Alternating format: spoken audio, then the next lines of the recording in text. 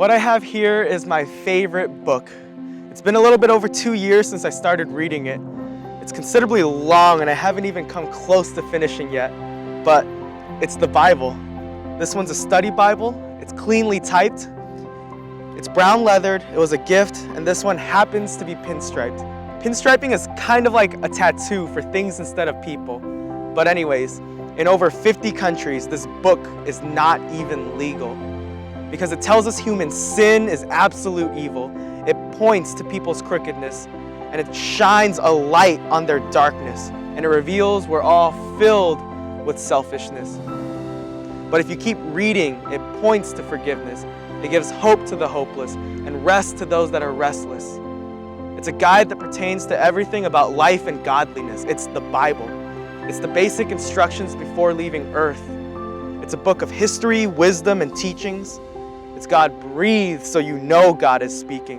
Over 40 authors written over 1,500 years with a message agreeing flawlessly. It gives us a moral standard and speaks of God's sovereignty.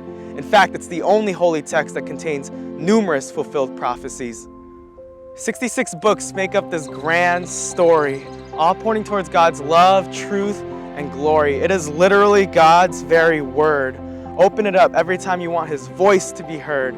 You can read it by yourself or do a study with some friends.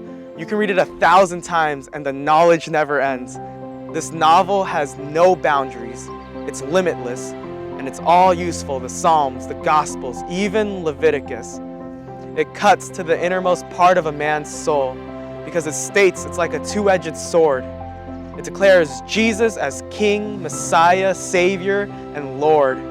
It's placed in hotel rooms to save the suicidal. The message of eternity is needed for our survival.